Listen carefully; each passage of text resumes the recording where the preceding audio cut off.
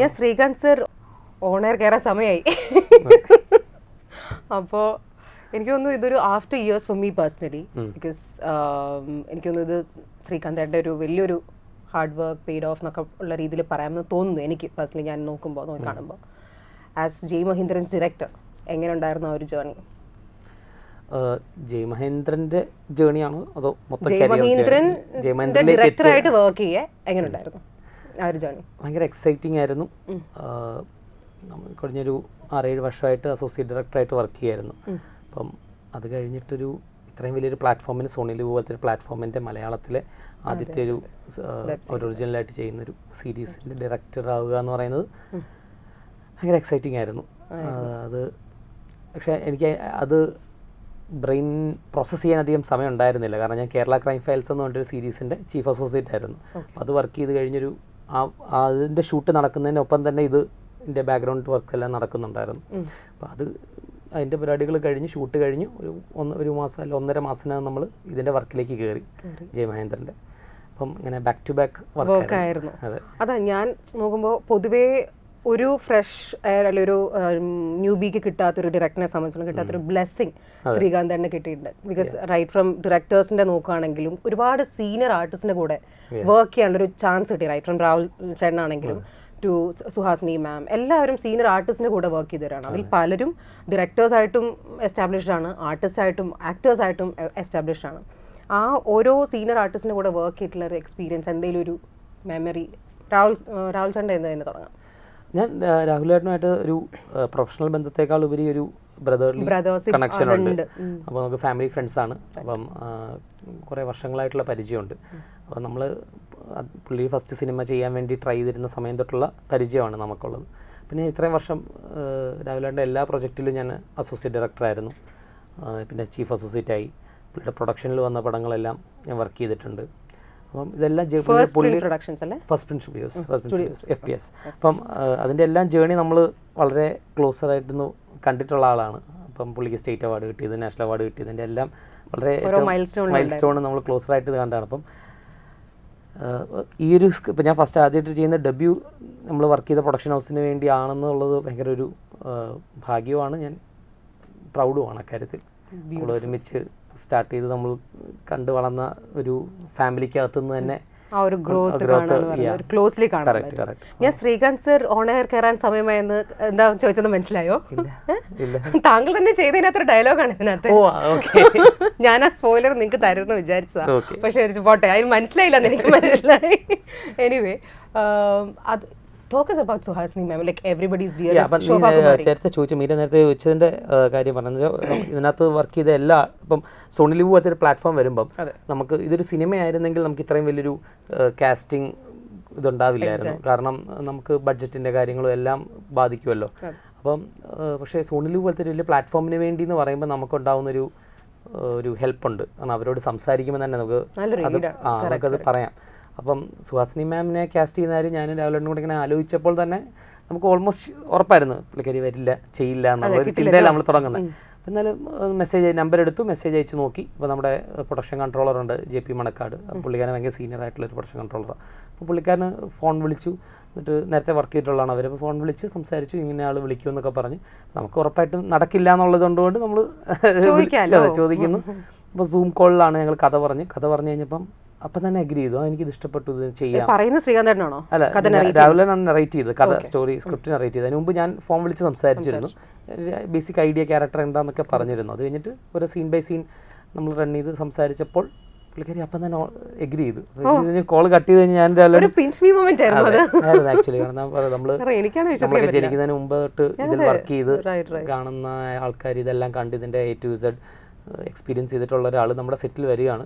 പിന്നെ വന്നു കഴിഞ്ഞിട്ടുള്ളതും എനിക്ക് ഭയങ്കര ലേണിംഗ് പ്രോസസ്സായിരുന്നു. കാരണം ഒരു ആസ് എൻ ആക്ടർ പുള്ളിക്കാരി എല്ലാം ആസ് എ ഡയറക്ടർ എല്ലാം വർക്ക് ചെയ്തിട്ടുള്ള ഒരു വ്യക്തിയാണ് പുള്ളിക്കാരി. പക്ഷെ വരുന്ന ആർട്ടിസ്റ്റായിട്ടാണ്. ഒരു പുതിയ ഒരാൾ ന്യൂ കമ്മർ വരുമ്പോൾ ഉണ്ടാകുന്ന എക്സൈറ്റ്മെൻറ്റിലും ആ ഒരു ഇതിലുമാണ് എല്ലാ സീനിലും നമ്മുടെ കൂടെ വർക്ക് ചെയ്തത്.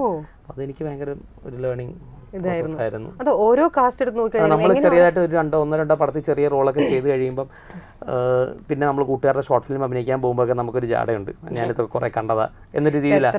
40 കൊല്ലമായിട്ട് ഇത് ചെയ്യുന്നൊരു ആള് വന്നിട്ടിത് ഞാൻ എന്താ ചെയ്യേണ്ടത്, ഞാൻ ഇങ്ങനെ ചെയ്താൽ മതിയോ, ഞാൻ ഇവിടെ ഇങ്ങനെ തിരിഞ്ഞ് നോക്കട്ടെ എന്നൊക്കെ നമ്മളോട് ചോദിക്കുമ്പോൾ ഒരു ഓക്കെ ഇങ്ങനെയാണിത്, നമ്മൾ ശരിക്കും നമ്മൾ ഹംബിൾ ആവണം എന്ന് കൂടി നമുക്ക് മനസ്സിലാവുന്ന. അതാ ഞാനും മുമ്പേ ആ ചോദിച്ചുകൊണ്ട് അതാണ് ഞാൻ ഉദ്ദേശിച്ചത്. ബിക്കോസ് എല്ലാ ഇതിലും നമുക്ക് ഓരോരുത്തരുടെ കയ്യിൽ നിന്നും ഇപ്പം റൈറ്റ് ഫ്രം മീ ആണെങ്കിലും ഓരോ ആൾക്കാരുടെ ആർട്ടിസ്റ്റിൻ്റെ കയ്യിൽ നിന്ന് എന്തെങ്കിലുമൊക്കെ ശ്രീകാന്തേട്ടന് ഒരു പുതിയൊരു ഇതെന്നുള്ള നിലയിൽ പഠിക്കാനുണ്ടാവും. അതും ഇപ്പം ശ്രീകാന്തേട്ടൻ പേഴ്സണലി ഒരു ഡയറക്ടർ ആ ഒരു ഫീൽഡ് ഏരിയ ആണ് നോക്കുന്നതെങ്കിൽ കൂടെയും ജോണി സാർ ആണെങ്കിലും ആരാണെങ്കിലും ആ ഒരു ഫീൽഡ് എസ്റ്റാബ്ലിഷ്ഡ് ആണ്.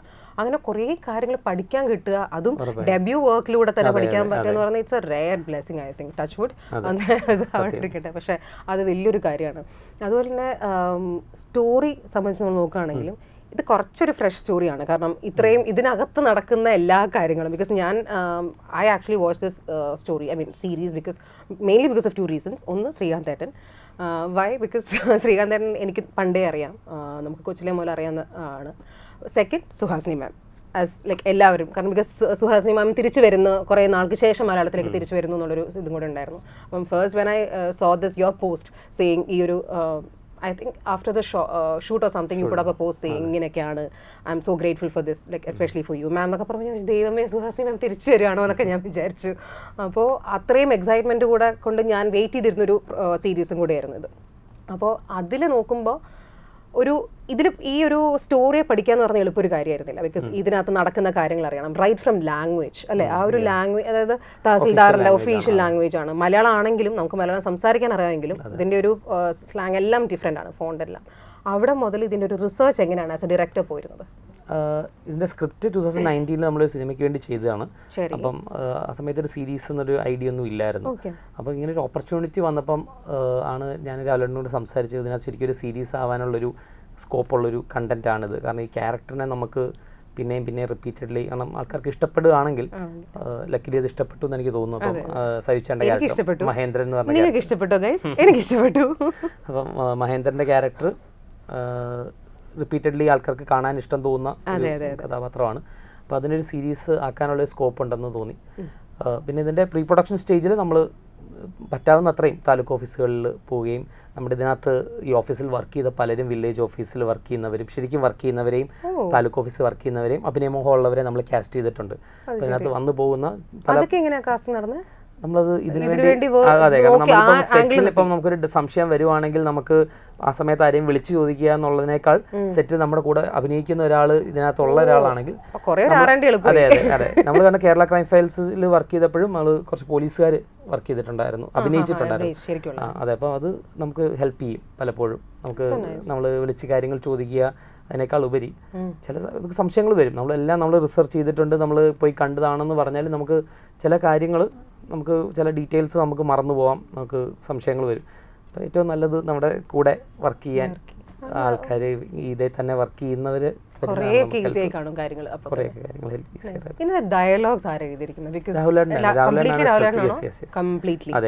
കാരണം അതിനകത്ത് എനിക്ക് ഞാൻ സുഹാസിനി മാമിൻ്റെ ഒരു ഡയലോഗ് ഉണ്ട്, മറ്റേ ആമയുടെ മുയലിൻ്റെ കഥ. ഞാനത് കുറേ ഞാൻ ശ്രദ്ധിച്ചിരുന്നു നോക്കി. അത് വെച്ചാൽ പുള്ളി തന്നെ എണീക്കുന്ന പോലെ ഞാനിത് കേട്ടതാ എന്ന് പറയും. ഇതല്ല ഇത് വേറെ കഥയാ. എന്നാൽ നമ്മൾ ഇരിക്കാം. നമ്മൾ പറയും ആമയും മുയലും പിന്നെയും കഥ പറയണമെന്നൊക്കെ. അതേ ഒരു നമുക്ക് കണക്ട് ചെയ്യാൻ പറ്റും. അതായത് രാവിലെ കാണിക്കുന്ന ആ അതേ ഇതിൽ മീറ്ററിൽ തന്നെയാണ് നമ്മൾ ആസ് ഓഡിയൻസ് നമ്മളിവിടെ വർക്ക് ചെയ്യുന്നത്. So for me personally Rahul was the audience. Like നമ്മൾ ഓഡിയൻസ് വർക്ക് ചെയ്യുന്ന പോലെ തന്നെ അതേ എക്സൈറ്റ്മെന്റും അതേ കള്ളത്തരത്തിലും ഒക്കെയാണ് നമ്മളും സ്റ്റോറി കാണുന്നത്. And coming to Saiju Kurup also, എനിക്ക് തോന്നുന്നു മാധവൻ നായർക്ക് ശേഷം മീശമാധവനിലെ മാധവൻ നായർക്ക് ശേഷം ഏറ്റവും അധികം ഇഷ്ടപ്പെട്ട ഒരു കള്ളൻ എന്ന് നോക്കണ തഹസിൽദാർ മഹേന്ദ്രൻജി ആയിരിക്കും. Deputy tahsildar correct. അപ്പം ആ സൈജു ചേട്ടനിലോട്ട് എങ്ങനെ എത്തി? ആ ഒരു scripting for him also personally എങ്ങനെ ഉണ്ടായിരുന്നു? നമ്മൾ സിനിമ ആയിരുന്നപ്പോൾ ഈ രാഹുലേട്ടൻ ഇതിനകത്ത് ചെയ്ത ബാലു എന്ന് പറഞ്ഞ ക്യാരക്ടറായിരുന്നു സൈച്ചേട്ടൻ ചെയ്യാനിരുന്നത്. മഹേന്ദ്രൻ വേറൊരാളായിരുന്നു നമ്മൾ പ്ലാൻ ഉണ്ടായിരുന്നത്. പക്ഷേ നമ്മളിത് സീരീസിൻ്റെ ഫോർമാറ്റ് എത്തിയപ്പോൾ സൈച്ചേട്ടൻ was a like brand himself. Platform happy ആയിരുന്നു, മഹേന്ദ്രൻ സൈജു കുറുപ്പ് മതി എന്നുള്ളത്. പിന്നെ ഞാൻ രാഹുലേട്ടൻ്റെ ഡാഗിനി എന്ന് പറഞ്ഞ സിനിമയിൽ ഞാൻ അസോസിയേറ്റ് ആയി വർക്ക് ചെയ്ത പടത്തിൽ സൈച്ചേട്ടൻ ഉണ്ടായിരുന്നു, നല്ല റോളായിരുന്നു. അപ്പം അന്ന് തൊട്ടേ സൈച്ചേട്ടൻ്റെ ഒരു ഫാനാണ് ഞങ്ങളെല്ലാം ടീമിലുള്ളവർ. ഫാനാന്ന് ഞാൻ ചുമ്മാ പറയുന്നതല്ല, കാരണം ഫാൻ എന്ന് വെച്ചാൽ ആസ് എൻ ആക്ടർ അല്ല ഉദ്ദേശിക്കുന്നത്. പുള്ളി നല്ല നടനാണ്, അത് മലയാളികൾക്ക് അറിയാം. പക്ഷെ അതിനേക്കാൾ ഉപരി പുള്ളി എന്ന മനുഷ്യനെ ഞങ്ങൾക്ക് എല്ലാവർക്കും നമ്മുടെ ടീമിൽ എല്ലാവർക്കും ഭയങ്കര ഇഷ്ടമാണ്. കാരണം ഒരു ഹൈറാർക്കി ചിന്തയും ഇല്ലാതെ നമ്മളോടൊക്കെ ഒരേപോലെ പെരുമാറുകയും ഞാൻ പറഞ്ഞ ADs ആയിരുന്ന സമയത്തൊക്കെ നമുക്ക് നമ്മളെ ടേക്ക് കെയർ ചെയ്തിരുന്ന ഒരു വ്യക്തിയാണ് പുള്ളി ഇത്രയും മെയിൻ, കാരണം മഹേന്ദ്രനാണല്ലോ ഇതിൻ്റെ മൊത്തം കഥ. മഹേന്ദ്രനായിട്ട് നമുക്ക് ഏറ്റവും കംഫർട്ടബിൾ ആയിട്ടുള്ളൊരു പുള്ളിയാണെന്നുള്ളത് എനിക്ക് ഭയങ്കര സന്തോഷമുള്ള ഒരു കാര്യമായിരുന്നു, സമാധാനമുള്ള ഒരു കാര്യം. ശ്രീകാന്തൻ തന്നെയാണ് അത് തീരുമാനിക്കുന്നത്? അല്ല, നമ്മളൊരു ഡിസ്കഷനിൽ വന്നതാണ്. പിന്നെ പ്ലാറ്റ്ഫോമിന് ഓക്കെ ആയിരുന്നു സൈജി കുറുപ്പ്. അതുപോലെ തന്നെ ജോണി സർ, ജോണി ചാണ്ടിയുടെ കൂടെ ഞാൻ വർക്ക് ചെയ്തിട്ടുണ്ട്. മണിപിള്ള രാജചേട്ടനുണ്ട്. ഇവരൊക്കെ വർഷങ്ങളുടെ എക്സ്പീരിയൻസ്. പക്ഷെ സത്യം പറഞ്ഞാൽ ഞാൻ കൂടുതൽ ഇപ്പം മിയ, അതുപോലെ Johny sir or even Saiju Kurup എല്ലാവരും എസ്റ്റാബ്ലിഷ്ഡ് ആക്ടറായിട്ട് നമ്മൾ കുറേ ഇതിൽ കണ്ടിട്ടുണ്ട്. പക്ഷെ രാഹുലിലോട്ട് വരുമ്പോഴത്തേക്കും ഞാൻ ഒരു സീൻ ഞാൻ പിന്നെയും ബാക്ക് അടിച്ചിട്ട് കണ്ടതെന്നറിയോ, അങ്ങനെയൊന്നും ഇല്ല സാർ എന്ന് പറയുന്ന ഒരു ആക്ഷൻ ഉണ്ട് കൈ കൊണ്ട്. ഞാൻ അമ്മോട്, അപ്പം ഞാൻ അമ്മയും കൂടെ ഇരുന്ന കണ്ടത്. അപ്പം ഞങ്ങൾ പറയുന്നത് മൈന്യൂട്ട് കാര്യങ്ങളൊക്കെ ഭയങ്കര കണക്ട് ചെയ്യാൻ പറ്റുന്ന രീതിയിൽ രാഹുലും ചെയ്തിട്ടുണ്ട്. ഞാൻ പറഞ്ഞു ഇതാണ് എന്നൊക്കെ പറഞ്ഞ് ഞാൻ നിങ്ങളിങ്ങനെ സംസാരിക്കുമായിരുന്നു. അപ്പം അങ്ങനെയുള്ള കുറേ ന്യൂആൻസസ് ഉണ്ടായിരുന്നു രാഹുൽ ചേട്ടൻ്റെ കയ്യിൽ നിന്നുള്ള ഒരു ഭയങ്കര. ഞാൻ അത്രയും ഒരു ഫുൾ സ്ട്രെച്ചിൽ എനിക്കൊന്ന് ഇത്രയും വരുന്നത് ആദ്യമായിട്ടാണ്. ഞാനും കണ്ടിട്ടുണ്ട് കോയിലും കീടത്തിലൊക്കെ ചെറിയ ചെറിയ, പിന്നെ തോൽവി FC എന്ന് പറഞ്ഞ സിനിമയിലൊക്കെ വൺ സീൻ അഭിനയിച്ചിട്ടുണ്ട്. പക്ഷെ ഇതിനകത്ത് എൻ്റെ ഒരു കാസ്റ്റിംഗ് ചെയ്യിച്ചത് എൻ്റെ ഒരു പേഴ്സണൽ അജണ്ടയായിരുന്നു. അതിൻ്റെ കാരണം എന്താണെന്ന് വെച്ചാൽ വളരെ സെൽഫിഷായിട്ട് ഞാൻ അസോസിയേറ്റ് ഡയറക്ടറായിട്ട് ചീഫായിട്ട് വർക്ക് ചെയ്തിട്ടുള്ളത് കൊണ്ട് നമ്മൾ പല കാര്യങ്ങളും ചിന്തിക്കുന്നത് പ്യൂർലി ക്രിയേറ്റീവായിട്ടല്ല. നമ്മുടെ ബ്രെയിൻ വർക്ക് ചെയ്യുന്നത് ഇതിൻ്റെ ആസ് എ ചീഫ് അസോസിയേറ്റ് നമ്മൾ വർക്ക് ചെയ്യും. അപ്പം വേറൊരു ആർട്ടിസ്റ്റ് ഈ ഫുൾ ലെങ്ത് ഇത്രയും 40 സീന് 45 സീനുള്ളൊരു ക്യാരക്ടർ ഒരു തിരക്കുള്ള വേറൊരു നടൻ വന്ന് ചെയ്താൽ അയാളുടെ ഡേറ്റ്സിന് വേണ്ടി ഞാൻ മാനേജ് ചെയ്യേണ്ടി വരും. അത് എനിക്ക് കൂടുതൽ തലവേദനകളാണ് ഉണ്ടാക്കുന്നത്. ആ രീതിയിൽ ഞാൻ ആലോചിച്ചപ്പോഴാണ് ഞാൻ പറഞ്ഞത് ഫുൾ ടൈം എന്തായാലും രാവിലെ സെറ്റിൽ കാണും, രാവിലെ ആക്ടിങ് ഇഷ്ടമാണ്, ഇത് ട്രൈ ചെയ്ത് നോക്കുന്നു. അതെ, അതാണ്. അപ്പം നമുക്ക് വരുന്ന കമന്റ്സും റിവ്യൂസിനും അതൊക്കെ വായിക്കുമ്പോൾ നമുക്ക് ഭയങ്കര സന്തോഷമുണ്ട്. ഈ ഡയറക്ടർ ആക്ടർ ആയപ്പോഴോ സീരീസിന് വേണ്ടിയിട്ട് ശ്രീകാന്ത് സർ എന്ന ജേർണലിസ്റ്റ് വളരെ തിരക്കേറിയ ജേർണലിസ്റ്റ് ആയിരുന്നു. അല്ല, അത് ഞാൻ ചെയ്യാനിരുന്നതല്ല, വേറൊരാൾ ചെയ്യാനിരുന്ന റോളാണ്. അന്ന് ആ ദിവസം പുള്ളിക്ക് വരാൻ പറ്റിയില്ല. അപ്പം ഞാൻ ആ കോട്ടെടുത്തിടുമായിരുന്നു, തന്നെ അങ്ങ് ചെയ്തു തീരുമാനിച്ചു. പക്ഷെ എനിക്ക് തോന്നുന്നത് ഇതിൽ മൊത്തത്തിൽ നോക്കിയാൽ ഈ ഒരു കാസ്റ്റ് ആൻഡ് ക്രൂ നോക്കിക്കഴിഞ്ഞാലും ഒരു കുറേ വർഷത്തെ ഒരു ഫ്രണ്ട്ഷിപ്പ് സംഭവങ്ങളുണ്ടല്ലോ. ലൈക്ക് ഇറ്റ്സ് നോട്ട് ജസ്റ്റ് ഈ ഒരു വർക്കിന് വേണ്ടിയിട്ട് മീറ്റപ്പ് ചെയ്തിരുന്ന ആൾക്കാരല്ല കുറേയേറെ കാസ്റ്റ്. അല്ല, നമ്മൾ സൈജു ആണെങ്കിലും നമ്മൾ സിനിമ ഇല്ലാത്ത സമയങ്ങളിലൊക്കെ മീറ്റ് ചെയ്യുകയും സംസാരിക്കുകയും ചെയ്തിരുന്ന ആൾ തന്നെയാണ് സൈജു കുറുപ്പ്. പിന്നെ നമ്മുടെ ടീം, ഡയറക്ഷൻ ടീം എല്ലാവരും നമ്മുടെ വർഷങ്ങളായിട്ടുള്ള ബന്ധങ്ങൾ ഉള്ള കുട്ടികൾ തന്നെയാണ്. ഞാൻ പറയുന്നത് വെച്ചാൽ ഞാനാണ് ആ ഡയറക്ഷൻ ടീമിൽ ഏറ്റവും ഏജ് ഉള്ള ഒരാൾ. ബാക്കി എല്ലാവരും ഒരു 25-26 വയസ്സുള്ള പിള്ളേരാണ്. അപ്പം പക്ഷെ അവരൊക്കെ നമുക്ക് 2018-19 മുതലുള്ള പരിചയമുണ്ട്. അതാണ് ഞാൻ AD ടീമിനെ പറ്റിയിട്ട് ഞാൻ കുറെ അല്ലാണ്ടും കേട്ടു. ലൈക്ക് ഇതിനു വേണ്ടി വർക്ക് ചെയ്ത ആൾക്കാർ ഇന്റർവ്യൂല് പറഞ്ഞൊക്കെ കുറച്ച് വൈറലായിരുന്നു. അതാണ് വെച്ചാൽ പൊതുവെ AD ടീമിനെ പറ്റിയിട്ട് പൊതുവെ നമ്മൾ ആരും കേൾക്കാറില്ല. അധികം വെച്ചാൽ ഒന്ന് പറയും പോകുന്നുള്ളതല്ലാണ്ട്. പക്ഷെ നമ്മളല്ലാണ്ടും മറ്റ് ഫ്രണ്ട്സ് ഇതിനകത്തെ സർക്കിളിൽ നിന്നൊക്കെ കേട്ടൊരു കാര്യം ഇവരുടെ ഒരു AD ടീം ഭയങ്കര ഇതാണ്. ആൻഡ് ഞാൻ കേട്ടിരിക്കുന്നത് Rahul Sreekuttan combo is something like very ഒരു അൺമാച്ച് പാരലായിട്ട് നിൽക്കുന്ന ഒരു സാധനമാണ് എന്ന് ഞാൻ വേറെ രീതിയിലും കേട്ടിട്ടുണ്ട്. അപ്പോൾ അത് പേര് പറയണോ? ആളുടെ പേര് പറയണോ? നമുക്ക് എല്ലാവർക്കും അറിയാവുന്ന ഇതുപോലൊരു വേറൊരു ഡയറക്ടറാണ് എൻ്റെ അടുത്ത് പറഞ്ഞത്. അപ്പം ഞാൻ ഇതിങ്ങനെ കേട്ടപ്പോൾ വാവ്. അപ്പോൾ I was so happy to hear this because we all have seen him like Sreekanth as a director. ആ ഒരു പാഷൻ എന്തുമാത്രമാണെന്ന് നമ്മളെല്ലാവരും കണ്ടിട്ടുണ്ട്. അപ്പോൾ അതിൽ വരുമ്പോഴത്തേക്കും ശ്രീകാന്തേട്ടൻ്റെ പേര് ഇങ്ങനെ കേൾക്കുമ്പോൾ നമ്മൾ ഒരു നോക്കി കാണുന്ന ഒരു വ്യക്തി എന്നുള്ളതിൽ വി ആർ സോ ഹാപ്പി. ഈ ഒരു ഹാർഡ് വർക്ക് ഇതെല്ലാം എനിക്ക് ലിറ്ററലി അങ്ങനെയൊക്കെ തോന്നി. ഞാനും I was even talking to my family as well because this is something that we all were closely watching for ഈ ഒരു സീരീസിന് വേണ്ടിയിട്ടൊക്കെ. അപ്പം ശ്രീകാന്തൻ ആ ഒരു ഇതിലോട്ട് എത്തിപ്പെടുമ്പോൾ എല്ലായിടത്തും ഇങ്ങനെ കാണുമ്പോൾ it's like wow finally he's here എന്നുള്ളൊരു ഇതിൽ നമുക്കും സന്തോഷം തോന്നും. പക്ഷേ AD team is something different, അങ്ങനെ കേൾക്കില്ല. അപ്പം ആ ഒരു കംപ്ലീറ്റ് മാച്ചും ഒക്കെ എങ്ങനെ വർക്കായി? അതും ഒരു ആസ് എ ഡയറക്ടർ എന്തെങ്കിലും ഒരു സ്ട്രഗിൾ ഉണ്ടായിരുന്നു അതിനകത്ത്? ലൈക്ക് ഇനീഷ്യൽ സ്റ്റേജ് മുതലാണ് ഞാൻ ചോദിക്കുന്നത് കേട്ടോ. ഞാനും ഡയറക്ഷൻ ടീമുമായിട്ട് സ്ട്രഗിൾ ഉണ്ടായിരുന്നോ ഇൻ ജനറൽ? ബിക്കോസ് ഇല്ല, നോർമലി ഞാൻ വർക്ക് ചെയ്ത ഞാൻ ഭയങ്കര ലക്കിയാണ്. കാരണം ഞാൻ വർക്ക് ചെയ്തിട്ടുള്ള എല്ലാ ഡയറക്ടേഴ്സും, ഞാൻ അസോസിയേറ്റ് AD ആയിട്ട് വർക്ക് ചെയ്തിട്ടുള്ള എല്ലാ ഡയറക്ടേഴ്സും വളരെ പ്രൊഫഷണലായി സംസാരിക്കുകയും പെരുമാറുകയും ചെയ്യുന്ന ആൾക്കാരുടെ ഞാൻ വർക്ക് ചെയ്തിട്ടുള്ളത്. രാഹുലേട്ടനാണെങ്കിലും അഹമ്മദ് കബീറിൻ്റെ കൂടെ വർക്ക് ചെയ്തിട്ടുണ്ട്. ഞാൻ അപ്പു വട്ടതിരി വർക്ക് ചെയ്തിട്ടുണ്ട്. പിന്നെ നിള എന്ന് പറഞ്ഞ സിനിമ ഡയറക്ടർ ചെയ്ത ഇന്ദു ലക്ഷ്മി. അപ്പം ഇവരുടെ കൂടെ എല്ലാം ഞാൻ വർക്ക് ചെയ്തിട്ടുണ്ട്. എല്ലാവരും പ്രൊഫഷണലായിട്ട് പെരുമാറുകയും കൂടുതൽ ഒരു ഫ്രണ്ട്ഷിപ്പ് രീതിയിൽ സംസാരിക്കുകയും പെരുമാറുകയും ചെയ്യുന്നവരോട് തന്നെയാണ് ഞാൻ വർക്ക് ചെയ്തിട്ടുള്ളത്.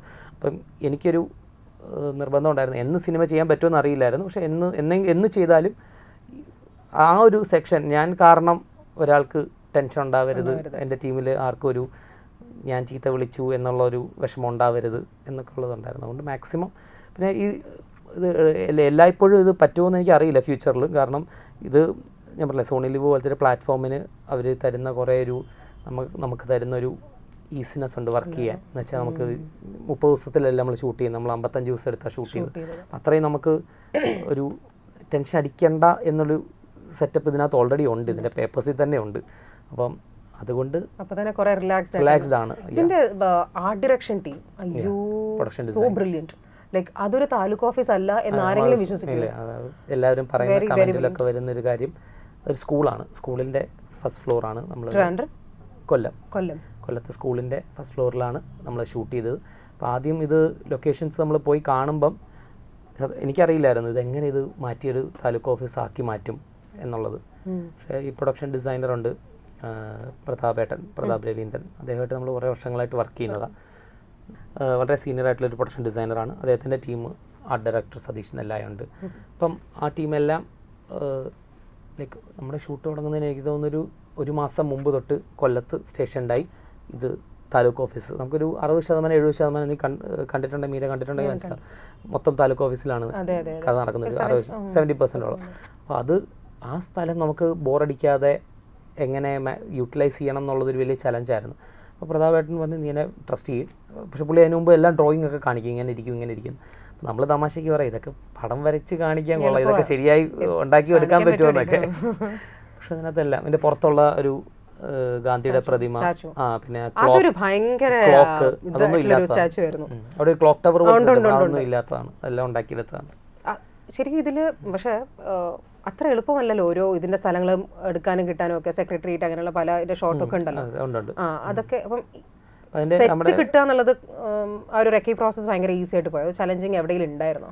കാരണം ഗവൺമെന്റ് ഒഫീഷ്യൽ സെറ്റ് കിട്ടുക എന്നുള്ളത് ചലഞ്ചാണ്. ഈ സ്കൂള് ഒന്ന് ട്രാക്ക് ഡൗൺ ചെയ്ത് ഇവിടെ സെറ്റ് ഇടാം എന്ന് പ്രൊഡക്ഷൻ ഡിസൈനർ പറയുന്ന മൊമെന്റ് വരെ ഉള്ള ഒരു ചെറിയ ടെൻഷൻ ഉണ്ടായിരുന്നു, എവിടെ ആയിരിക്കും സെറ്റ് ചെയ്യുന്നത്. കാരണം നമ്മുടെ മൈൻഡിൽ നമ്മൾ സ്ക്രിപ്റ്റ് വായിക്കുമ്പം ഇങ്ങനെ ആയിരിക്കും ഷോട്ട് എന്നൊക്കെ നമുക്ക് ചിന്തിക്കാമെങ്കിലും അവിടെ വരുമ്പം ആ ഷോട്ട് വെക്കാനുള്ള സ്ഥലം ഇല്ല എങ്കിൽ നമുക്ക് പിന്നെ പറഞ്ഞിട്ട് കാര്യമില്ല. അപ്പം ഈ ഒരു സ്കൂള് നമ്മൾ ട്രാക്ക് ഡൗൺ ചെയ്ത് ഇത് ഇവിടെ ചെയ്യാം എന്ന് ഡിസൈനർ സമ്മതിക്കുന്നവരെ നമുക്കൊരു ചെറിയ ടെൻഷൻ ഉണ്ടായിരുന്നു. അതിനുശേഷം നമുക്ക് വലിയ ടെൻഷൻ വന്നിട്ടില്ല. പിന്നെ നമ്മുടെ പ്രൊഡക്ഷൻ ടീമിന് എക്സിക്യൂട്ടീവ് പ്രൊഡ്യൂസറുണ്ട് പ്രണവ് പിള്ള എന്ന് പറഞ്ഞിട്ട്. അവന് 24-25 വയസ്സേ ഉള്ളൂ. പക്ഷെ അവനാണ് ഇതിൻ്റെ മൊത്തം, അതെ, അപ്പം അവനാണ് ഇതിൻ്റെ സെക്രട്ടേറിയറ്റിൻ്റെ പെർമിഷൻ, റോഡ് പെർമിഷൻ, ഇത് ഹോസ്പിറ്റൽസ് എല്ലാം അവനാണ് സെറ്റ് ചെയ്തുകൊണ്ട് വരുന്നത്. അപ്പം അവന് ടെൻഷൻ ഉണ്ടാകും, അത് നമ്മൾ നോക്കേണ്ട കാര്യമില്ല, അത് അവൻ്റെ ജോലിയാണ്. അതുപോലെ തന്നെ സൈജുവിന്റെയും മിയയുടെയും വീട് സോ ബ്യൂട്ടിഫുൾ, എസ്തെറ്റിക്കലി ഡൺ. ഞാനാണ് അതിനകത്ത് പല പോട്ടൊക്കെ ഇങ്ങനെ നോക്കി വെച്ചിട്ടുണ്ടായിരുന്നു. നല്ല ചോദിക്കണത് എവിടെ നിന്നാണെന്ന്. അതും ആ ഡയറക്ഷൻ കംപ്ലീറ്റ്ലി ഏറ്റെടുത്തും. അതും കൊല്ലം തന്നെയായിരുന്നു. കൊല്ലത്ത് തന്നെയായിരുന്നു. What did Maniratnam sir say after this? Did he actually watch the whole series? എനിക്കറിയില്ല, ഇല്ല, നമുക്ക് നേരിട്ട് അങ്ങനെ ഒന്നും പറഞ്ഞില്ല. പക്ഷെ സുഹാസിനി മാം നമുക്കിവിടെ ഒരു പ്രിവ്യൂ ഉണ്ടായിരുന്നു 3 എപ്പിസോഡ് കഴിഞ്ഞിട്ട്. അത് കഴിഞ്ഞിട്ട് 2 ദിവസം കഴിഞ്ഞ് എനിക്ക് മെസ്സേജ് അയച്ചു. ഞാൻ ഫുള്ള് കണ്ടു, റിലീസായി കഴിഞ്ഞിട്ട്. അല്ല, ഞാൻ ഫുള്ള് കണ്ടു. My husband said it is A good work എന്ന് പറഞ്ഞിട്ടൊരു മെസ്സേജ് വന്നു. അതെ, ഉറപ്പായിട്ടും. ഞാനും നമ്മളതിൻ്റെ ഒരു വണ്ടിയിലൊരു സീക്വൻസ് ഉണ്ട്, സുഹാസിനി മാമും ഒരു ഡ്രൈവറും കൂടെ വണ്ടിയിൽ പോകുന്നൊരു സീക്വൻസ് ഉണ്ട്, ഡ്രൈവറായിട്ട് സംസാരിക്കുന്നത്. അപ്പോൾ അത് ചെയ്യുമ്പം സുഹാസിനി മാമിന് മലയാളം കുറച്ച് അപ്പോൾ നമ്മളൊന്ന് പ്രോംപ്റ്റ് ചെയ്യണം. അപ്പോൾ ഞാനും എൻ്റെ ചീഫ് അസോസിയേറ്റ് ഡയറക്ടറായ ബൽരാജും കൂടെ ആ ജീപ്പിൻ്റെ പുറകിൽ ഡിക്കിയിൽ കിടന്നിട്ട് ഡയലോഗ് നമ്മൾ പ്രോംപ്റ്റ് ചെയ്ത് കൊടുക്കുമായിരുന്നു. അപ്പം എൻ്റെ ഡ്രൈവറായിട്ട് വർക്ക് ചെയ്ത ആൾക്ക് വേണ്ടി ബൽരാജ് പ്രോംപ്റ്റ് ചെയ്യും, മാമിന് വേണ്ടി ഞാൻ പ്രോംപ്റ്റ് ചെയ്യും, അല്ല നേരെ തിരിച്ചെങ്ങനെയും ചെയ്യും. അപ്പോൾ അത് ചെയ്യുന്നതിനിടയ്ക്ക് ഒരു ഷോട്ടിൻ്റെ ഇടയ്ക്ക് ഒന്ന് കറങ്ങി വരണം, അടുത്ത ഷോട്ട് എടുക്കാൻ വേണ്ടി കാറ് കറക്കി വരണം. അപ്പോൾ അതിനുവേണ്ടി വെയിറ്റ് ചെയ്യാൻ നേരത്ത് മണി സാറ് ഫോൺ ചെയ്ത്, അപ്പോൾ ഞാനും ഇങ്ങനെ ബൽരാജും കൂടെ ഇങ്ങനെ മാറി കേൾക്കാം എന്ന് പറഞ്ഞു. ഞാൻ സ്പീക്കറിലിട്ടാണ് സംസാരിച്ചത്. അപ്പം അത് എക്സ്പീരിയൻസ് ആണ്. അപ്പോൾ ഞാനും ബെല്ലും കൂടെ സംസാരിക്കുന്ന ഒരു കാര്യമുണ്ട്. അപ്പോൾ അന്ന് അവർ വിളിക്കുകയാണ്, പുള്ളി ഭാര്യയെ വിളിക്കുവാണ്. പക്ഷേ ഫോൺ ചെയ്യുമ്പോൾ പോലും പുള്ളി ചോദിക്കുന്നത് ഇപ്പം എന്താ ചെയ്യുന്നത്, എന്താ നടക്കുന്ന ഷൂട്ട്, എന്ത് സീനാണ് നടക്കുന്നത്, പുള്ളി അത് അറിയാനുള്ള ഉണ്ട് പുള്ളിക്ക് എന്താ നടക്കുന്നത്. അപ്പോൾ കാറിലെ സീന, ഓ ആരുമായിട്ട് ഡയലോഗ് എന്നൊക്കെ പറഞ്ഞ പുള്ളി അത് അറിയാൻ ഡീറ്റെയിൽസ് ഇങ്ങനെ എല്ലാം അറിയണം.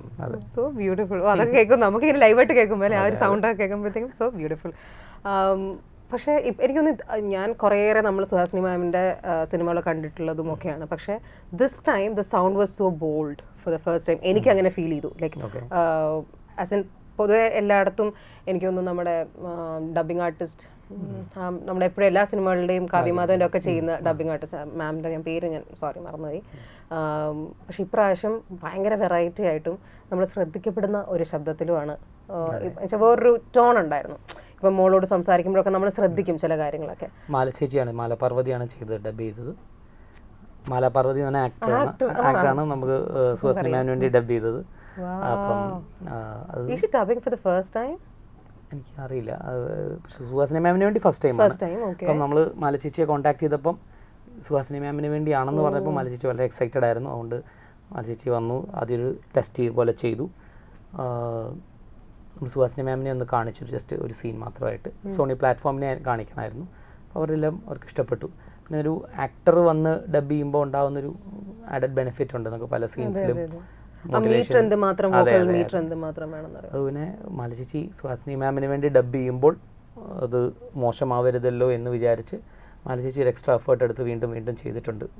നമ്മൾ 2 ദിവസം 3 ദിവസം കൊണ്ട് തീരുമെന്ന് വിചാരിച്ചു. പക്ഷേ 6 ദിവസം 7 ദിവസമൊക്കെ എടുത്തിട്ടാണ് ഡബ് ചെയ്തത്. മാലചേച്ചിയാണ് അത് ചെയ്തിരിക്കുന്നത്. ഓരോരുത്തരുടെയും നല്ല രീതിയിലുള്ള ഹാർഡ് വർക്ക് ഇതിനകത്ത് ഓരോ ആംഗിളിൽ. ശ്രീകാന്തനെ സംബന്ധിച്ച് എനിക്ക് തോന്നുന്നു ഒരുപാട് ഡയറക്ടേഴ്സിനെ കൂടെ ഇപ്പം AD ആയിട്ട് വർക്ക് ചെയ്തു, ഇപ്പോൾ അല്ലാണ്ട് ഇതിലൂടെ ആർട്ടിസ്റ്റായിട്ടും ഒക്കെ കൂടെ വർക്ക് ചെയ്യാനുള്ളത്. അതിൽ ഇനിയും ഒന്നുകൂടെ എന്ന് വർക്ക് ചെയ്യണമെന്ന് തോന്നിയ ഒരു ഡയറക്ടറിന്റെ പേര് പറയാനാണെങ്കിൽ ആരായിരിക്കും ആൻഡ് വൈ?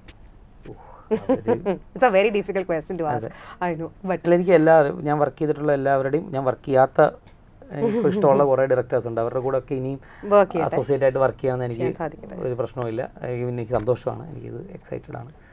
കാരണം അവരിൽ നിന്നൊക്കെ കുറേ പഠിച്ചിട്ടുണ്ട്, ഇനിയും പഠിക്കാനുണ്ടെന്ന് എനിക്ക് ഉറപ്പാണ്. പക്ഷെ അതിൽ ഒരാളുടെ ഇപ്പം ഞാൻ ചോദിക്കാൻ കാര്യം വെച്ചാൽ നമുക്ക് എന്തെങ്കിലും ഒരു സംഭവം, ഒരു എക്സ്പീരിയൻസ് നമ്മൾ ഷൂട്ട് ചെയ്യുന്നതിൻ്റെ ഇടയ്ക്ക് നമ്മൾ ചിന്തിക്കാത്ത രീതിയിൽ ഒരാൾ കാര്യം, ഒരു ഡയറക്ടർ എന്തെങ്കിലും ഒരു കാര്യം പറഞ്ഞു തരുമ്പം നമുക്കത് ഭയങ്കര ടച്ചിങ്, അല്ലെങ്കിൽ നമുക്കത് ആസ് എ സ്റ്റുഡൻറ്റ് നമ്മളത് വളരെ ഇതായിട്ട് കേട്ട് നിന്നിട്ടുള്ളൊരു മൊമെൻറ്റ് വരില്ല. അല്ലെങ്കിൽ ഇത് ഇങ്ങനെ നമുക്ക് വർക്ക് ഓൺ ചെയ്യാൻ പറ്റിയാൽ, അല്ലെങ്കിൽ അടുത്ത ഒരു സിനിമയിൽ, എൻ്റെ ഒരു സിനിമയിൽ ഞാൻ ചെയ്യുമ്പം ഇദ്ദേഹം ഒരു എന്തേലുമായിട്ട് വന്നു.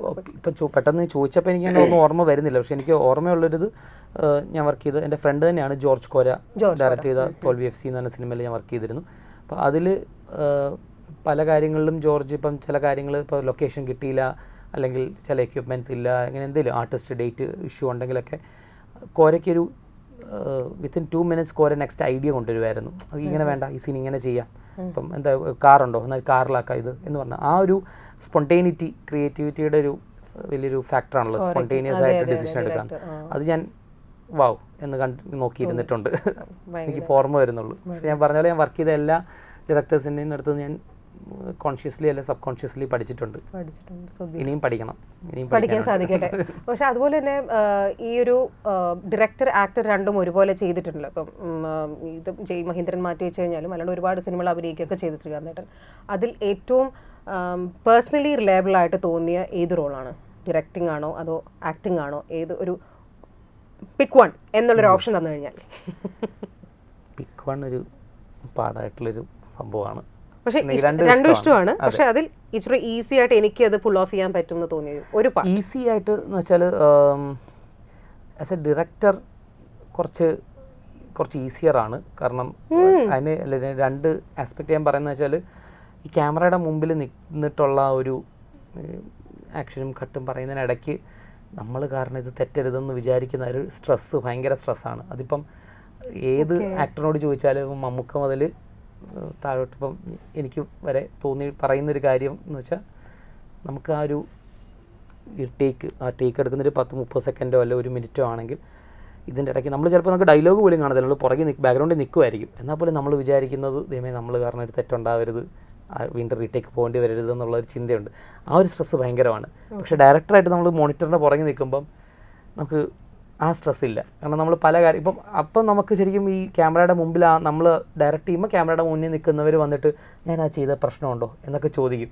അപ്പോഴത്തേക്കും നമുക്കത് കുഴപ്പമില്ല, എന്ന് പറയും നമ്മൾ പറയാതെ നമ്മൾ ബ്രഷ് ഓഫ് ചെയ്യാൻ കുഴപ്പമൊന്നുമില്ല എന്ന് പറയാം.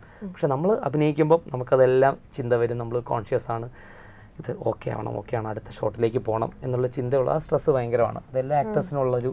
പക്ഷെ എന്താ പറയുക, ഞാൻ നേരെ തിരിച്ച് കേട്ടിട്ടുണ്ട്. കാരണം ഞാൻ ചോദിക്കാൻ കാര്യം തന്നെ, ഞാൻ ചോദിച്ചിരിക്കുന്ന ഇതിൽ ഫീൽഡിലുള്ള പലരും എൻ്റെ അടുത്ത് പറഞ്ഞ ആക്ടിംഗ് ആണ് കുറച്ചുകൂടി എളുപ്പം വരിക. കാരണം ഡയറക്ടർ എന്നുള്ളതിനകത്ത് കുറേ റോൾസ് വരുന്നുണ്ട്, എല്ലാവരുടെ കാര്യം ശ്രദ്ധിക്കണം. നല്ല കഴിവുള്ളവർക്ക് അത് കുഴപ്പമില്ല, ഞാൻ എൻ്റെ കാര്യം പറഞ്ഞു. അല്ല, അപ്പൊ എനിക്ക് തോന്നുന്നു കുറച്ചുകൂടെ റെസ്പോൺസിബിലിറ്റീസ് എടുക്കാൻ റെഡിയാണ്, അതുകൊണ്ടാണ് ഇത് ഫ്രീ ആയിട്ട് എനിക്ക് തോന്നുന്നത്. കഴിവുള്ളവർക്ക് അത് എളുപ്പമായിരിക്കും.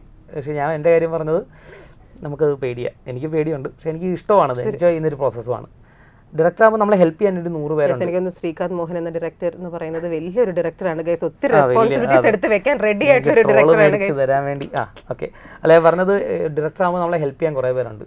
അതിപ്പോൾ എല്ലാം ഡയറക്ഷൻ ടീമുണ്ട്, അവരെല്ലാം ഇൻഡിവിജ്വൽ ഡയറക്ടേഴ്സാണ്. ADs എല്ലാം അവരെല്ലാം നമുക്ക് വേണ്ടി അവരുടെ ജോലി മാത്രം ചെയ്യുന്നവരല്ല.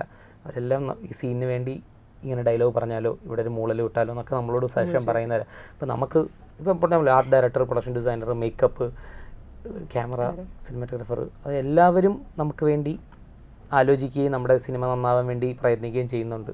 അതുകൊണ്ടാണ് ഞാൻ പറഞ്ഞത് എളുപ്പമാണ്. പക്ഷേ ആസ് ആൻ ആക്ടർ നമ്മളോട് ഒറ്റയ്ക്ക് നമ്മൾ തന്നെ ചെയ്യണം, നമ്മൾ തന്നെ ഡയലോഗ് തെറ്റാതെ പറയണം. ദാറ്റ്സ് റൈറ്റ്, ശരിയാണ് ഇപ്പോൾ പറഞ്ഞപ്പോൾ. അതുകൊണ്ട് പക്ഷേ ഇങ്ങനെ കേൾക്കുമ്പോൾ അതും ശരിയാണെന്ന്. ഓക്കെ, സ്ട്രഗിൾ ഓരോരുത്തർ ഇൻഡിവിജ്വൽ ആണല്ലോ. അതുപോലെ തന്നെ സുഹാസിനി മാമിൻ്റെ designer, costume designer, who is that? Beautiful costumes. Gayathri Krishnan എന്ന് പറഞ്ഞ കോസ്റ്റ്യൂം ഡിസൈനറാണ് നമ്മുടെ സീരീസ് മൊത്തം ചെയ്തത്. ഗായത്രി ഗായത്രി ഗായത്രി വർക്ക് ചെയ്തിട്ടുണ്ട്. ഞങ്ങൾ അങ്ങനെയാണ് പരിചയമുള്ളത്. മുകുന്ദൻ ഉണ്ണി അസോസിയേറ്റ്സ് ഗായത്രി ചെയ്തത്. കാരണം ഇതിനകത്ത് ഓരോ സുഹാസിനി മാമിന്റെ, ഒന്നാമത് സുഹാസിനി എന്നുള്ള ഒരു വ്യക്തി നടി ഉണ്ടെന്ന് അറിയുമ്പോൾ തന്നെ നമ്മൾ അവരെ കാണാൻ വേണ്ടി ഇത് കാണും. അപ്പം അതിൽ ആക്ച്വലി ഭയങ്കര പർട്ടിക്കുലർ ആയിരുന്നു അവരുടെ കോസ്റ്റ്യൂമിന്റെ കാര്യത്തിൽ. അപ്പൊ അത് സാരിയുടെ കാര്യങ്ങൾ, അത് ഈ ക്യാരക്ടറിങ് ഇങ്ങനെയുള്ളതായിരിക്കും ഇടുന്നത് എന്നൊക്കെയുള്ളത് ഭയങ്കര പർട്ടിക്കുലർ ആയിരുന്നു. അപ്പോൾ അത് നമ്മുടെ കോസ്റ്റ്യൂം ഡിസൈനർ ഒരു 1-2 ആഴ്ച എടുത്ത് ഒന്ന് ഫോണിൽ കൂടെ സംസാരിച്ച് ഫോട്ടോസ് അയച്ചു കൊടുത്ത് ഒക്കെയാണ് ഒരു തീരുമാനത്തിലേക്ക് എത്തിയത്. കാരണം ഇവരൊക്കെ ഒത്തിരി സീനിയേഴ്സ് ഒക്കെ ആകുമ്പോൾ ഇവർക്ക് എന്ത് വേണം എന്നുള്ളത് നീ പറഞ്ഞപ്പോൾ ഞാൻ ഓർത്തത് വെച്ചാൽ എൻ്റെ അമ്മയും അമ്മയുടെ കസിൻസും എല്ലാവരും ഉള്ള ഒരു ഗ്രൂപ്പുണ്ട്. അപ്പം ഞാനൊരു അമ്മയുടെ ഫോൺ എന്താ ഹാങ് ആണെന്നൊക്കെ പറഞ്ഞ് ഞാനത് ചെക്ക് ചെയ്തപ്പോഴത്തേക്കും ഇവരുടെ ഗ്രൂപ്പിൽ ജയമഹേന്ദ്രനിലെ സുഹാസിനി മാമിൻ്റെ സാരിയെക്കുറിച്ചാണ് ചർച്ച നടക്കുന്നത്. ഞാൻ ഇടയ്ക്ക് ജയമഹേന്ദ്രൻ എന്ന് കണ്ടപ്പോൾ ഞാൻ ഗ്രൂപ്പ് എടുത്ത് നോക്കിയപ്പോൾ ഇവര് ഈ സാരി കൊള്ളായിരുന്നു, ഫോട്ടോ എല്ലാം എന്റെ അമ്മ മീര ആ സാരി, ആ ബ്ലൗസിന്റെ ഇത് കൊള്ളാം അല്ലേ, ആ പ്രിന്റ് സാരിക്ക് ഇങ്ങനെ കൊള്ളാം അല്ലേ.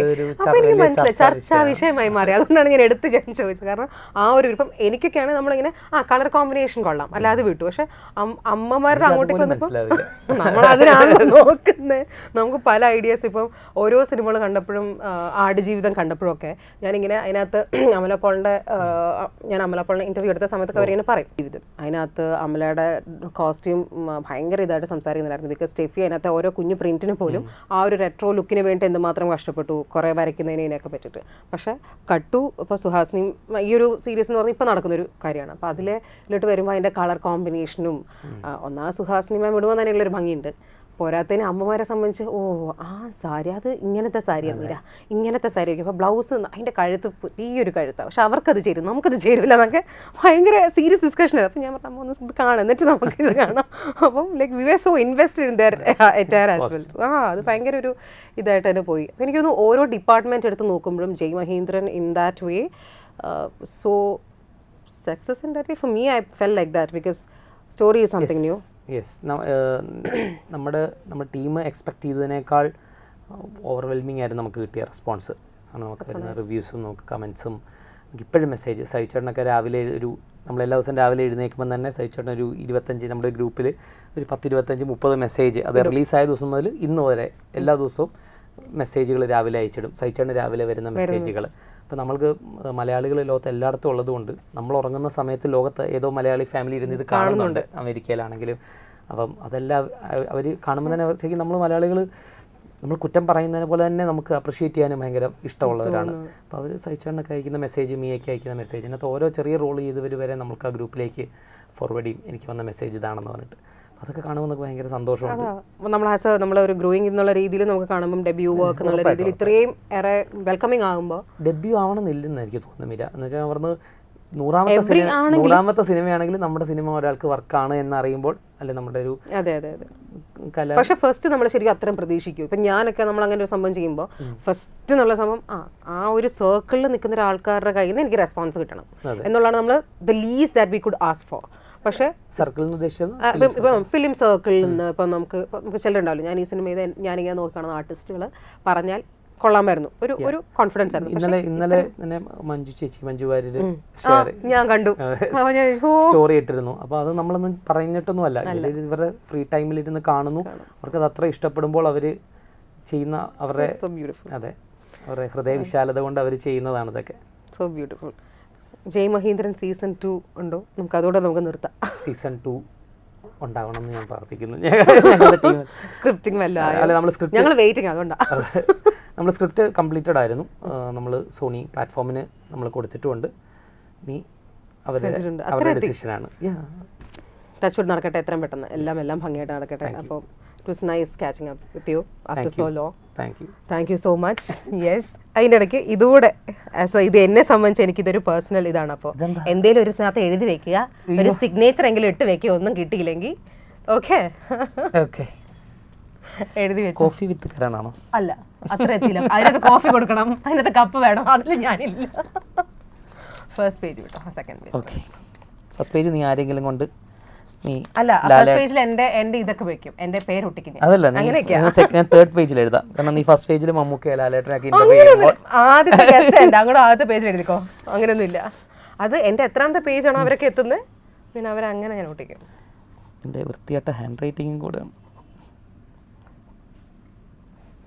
ഇവിടെ ഒരു ഫോട്ടോ ഒക്കെ വരും കേട്ടോ. ഓ, ഇത് നീ ഷോയ്ക്കകത്ത് കാണിക്കൂ? പറയാൻ പറ്റില്ല, ഒന്നും പറയാൻ പറ്റില്ല.